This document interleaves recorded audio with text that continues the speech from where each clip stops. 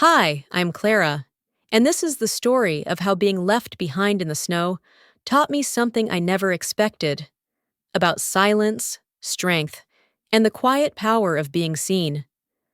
My mother called it a simple misunderstanding, but it's hard to misunderstand a locked door, a vanished suitcase, and a note that says Clara has her own way back.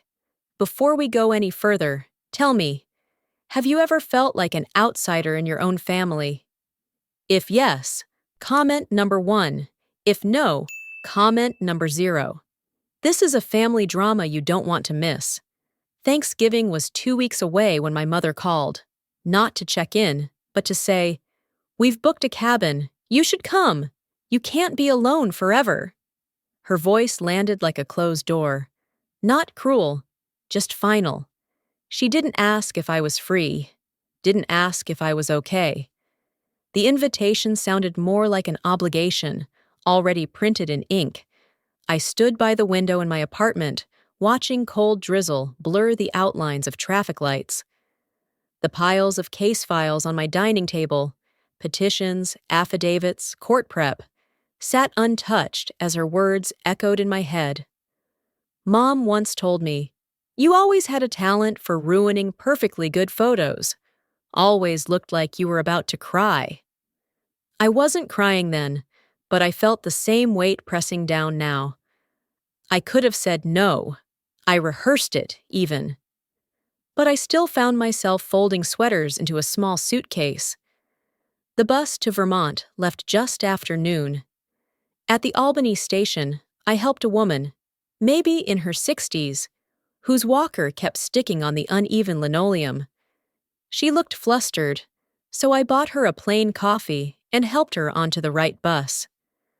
"Thank you, sweetheart," she said with a tired smile.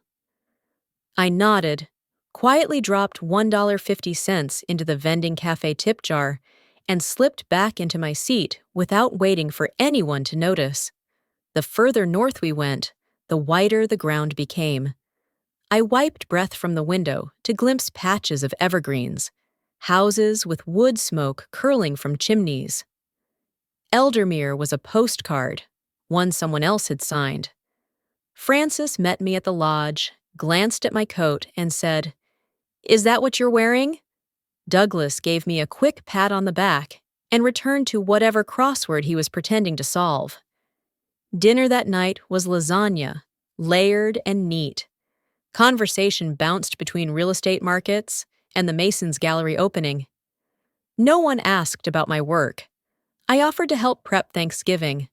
Mom waved a hand. "Just relax for once. Try not to bring your work stress." I didn't argue.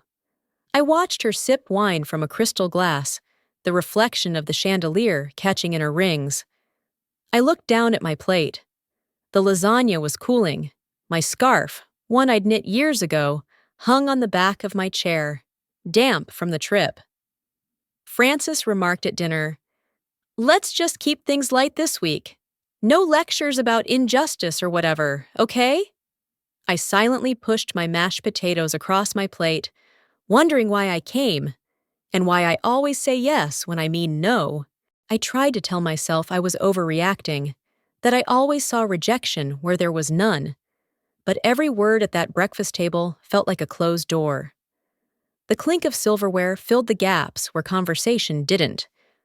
Morning frost veiled the windows, softening the view of evergreens outside. Douglas was flipping through a brochure about maple syrup tours, while Francis praised the Mason kids. They're so balanced, so practical. Their parents clearly raised them with structure. I sipped from my old travel mug, the one I brought from Albany. It had a faded sticker from a nonprofit fundraiser.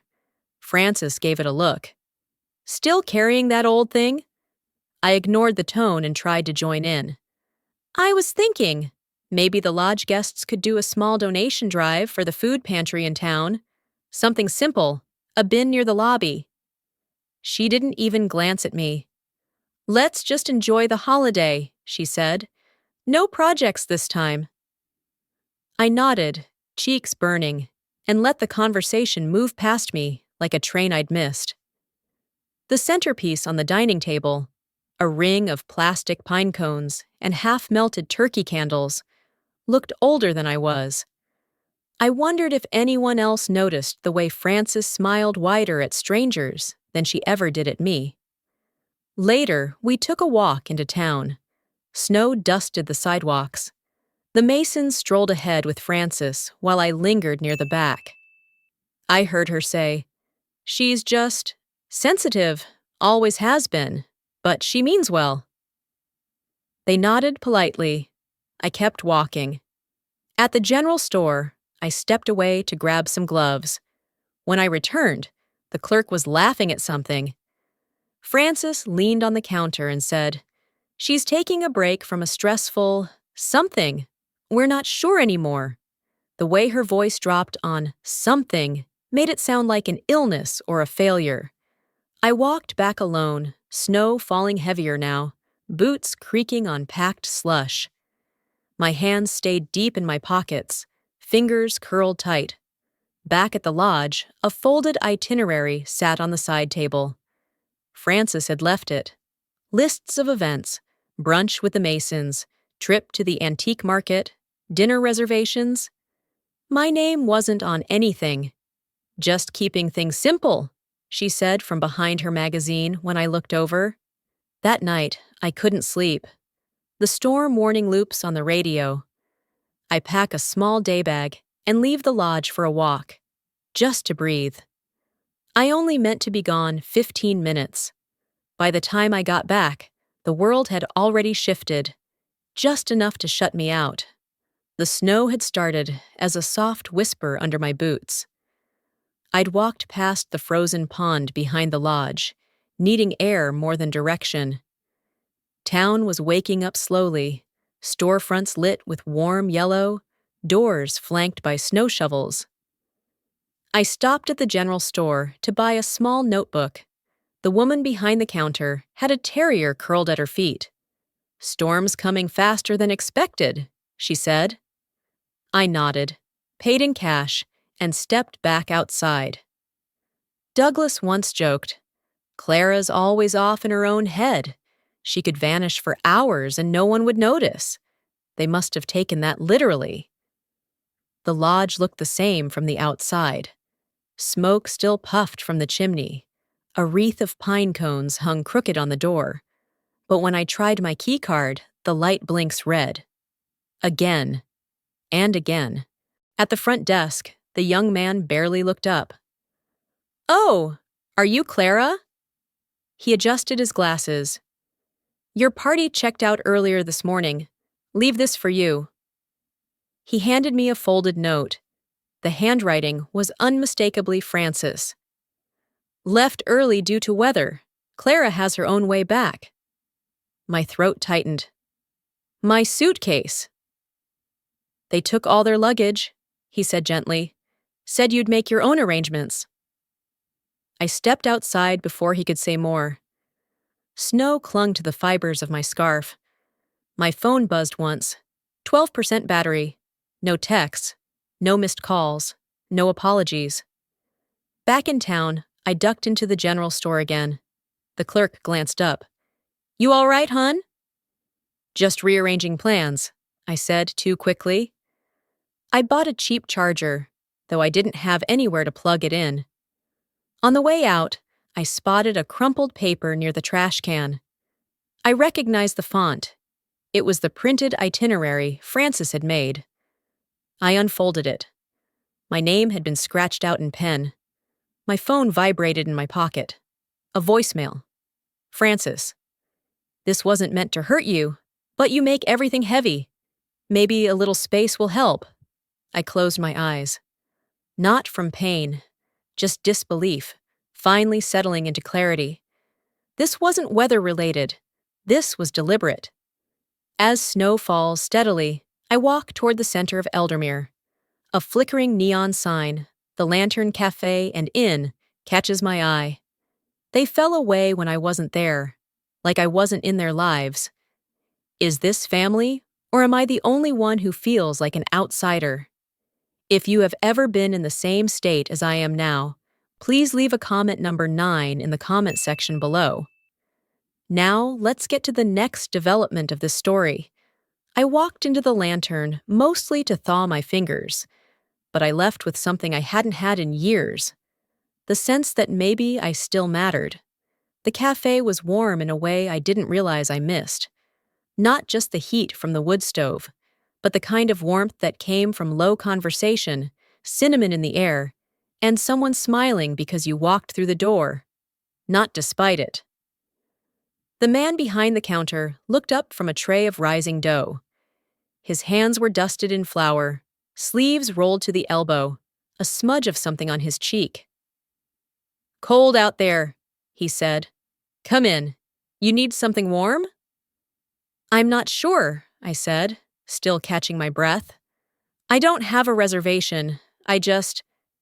He nodded before I could finish. "Sit.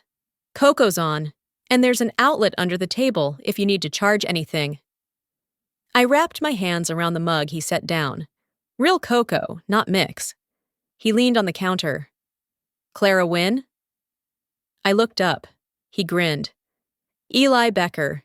You helped hang lights at the Fall Art Fair, junior year?" My memory caught up. He'd been quiet then too, always sketching in the back of class. "You're the one who painted the giant owl." He laughed. "Still can't get feathers right." Just then, the door swung open, letting in a gust of snow and Mavis Delcourt. Her eyes landed on me, surprised, then warm. "Well, I'll be," she said. "Didn't expect to see you twice in one day." I smiled. "I didn't expect to be anywhere twice in one day." Mavis peeled off her gloves. "I'm not staying tonight. Family's just up the road. You're taking my room." "I can't." "You can." She waved a hand. "People forget how far kindness travels. You helped me without blinking. Let me return the favor." Eli slid over the key. "It's room 3, has the best heater." As I reached for it, Mavis tucked something else into my hand. A napkin, folded once, with neat handwriting. "If you ever need to get out of a tight legal corner, I know someone who doesn't forget favors." Later, as I unlocked the borrowed room, I saw a note tucked in the mirror frame. "People who disappear quietly are often the strongest ones." I always thought survival meant staying silent. Turns out, it starts the moment you decide to speak. Snow pressed against every window like soft hands. I sat on the edge of the bed in room 3, cradling the cocoa Eli had left on the nightstand. It was quiet, save for the radio crackling out an announcement about the Thanksgiving Eve concert being postponed. I wrapped the scarf around my knees, reached for my laptop, and opened my inbox. I wasn't looking for anything, just scanning travel options, maybe a way back to Albany. But one email stood out, flagged from 2 years ago. A scanned document. A trust fund I barely remembered from my grandfather's estate. I clicked, and there it was. My name, printed neatly next to Francis's as co-signer. My breath caught. I'd never signed that. I called Mavis. "Do you think that lawyer friend of yours would mind a quick question?" Within the hour, Janet Kessler called me directly. Her voice was calm, measured. "Clara, this signature, it's almost certainly forged, and the transfer granted your mother full access to the fund." I sat still, mug cooling in my hands. Not rage, just a shift, like something finally unlocking. "Do you want me to pursue it formally?" Janet asked. Quietly? "Yes," I said. "Please." Later, I found Eli behind the counter downstairs, rolling out pie dough. I told him, just the facts. He didn't blink. "Sometimes the people closest to you write your worst lines," he said, wiping flour from his hands. "But you don't have to let them be the whole story." I nodded, and for the first time in days, felt my shoulders drop. Back upstairs, I opened a blank document and titled it, "What It Means to Be Left Behind." I didn't aim to accuse. I just wrote, about being edited out, about learning that quiet doesn't always mean safe. Then Janet called again. "Clara," she said, voice lower now. "The forged document isn't the only one. There's another one involving a medical proxy. Your name appears again."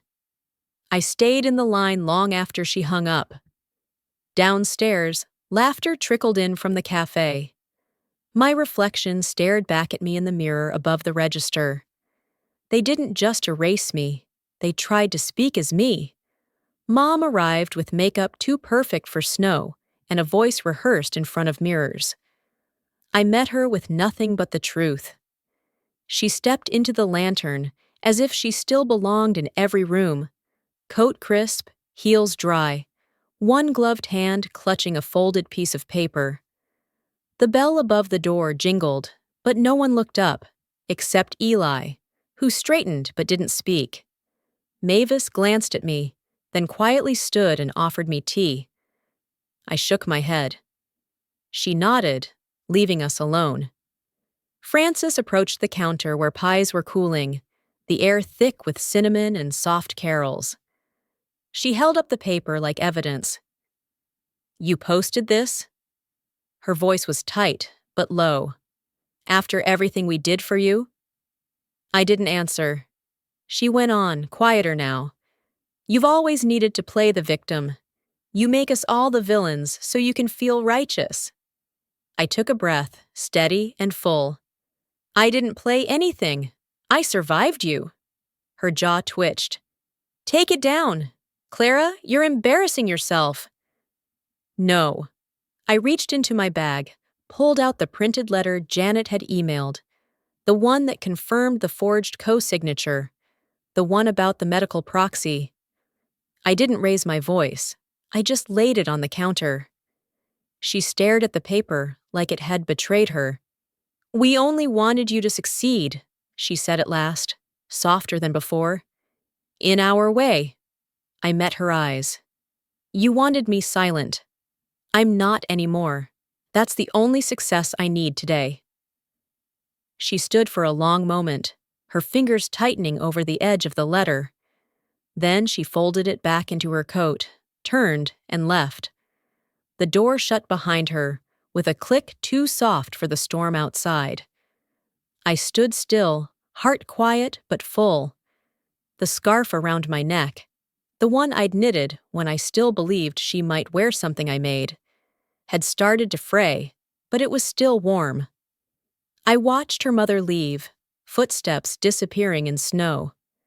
Then I turned to Eli and asked, "Do you have room for one more pie order?" Some truths don't arrive with thunder. They come quietly, like snow settling on your shoulders when you weren't looking. That Thanksgiving, I didn't find justice in a courtroom or apology in a letter. I found it in a borrowed room, a cup of cocoa, and the way a stranger called me by name like it mattered. Kindness, I've learned, doesn't always need an audience. It travels quietly, stays long, and sometimes returns just when the world has turned its back. The ones we overlook may be the ones holding the thread that mends us. If this story found you at the right time, maybe offer that quiet thread to someone else. After all, gentleness is often the loudest thing a heart remembers.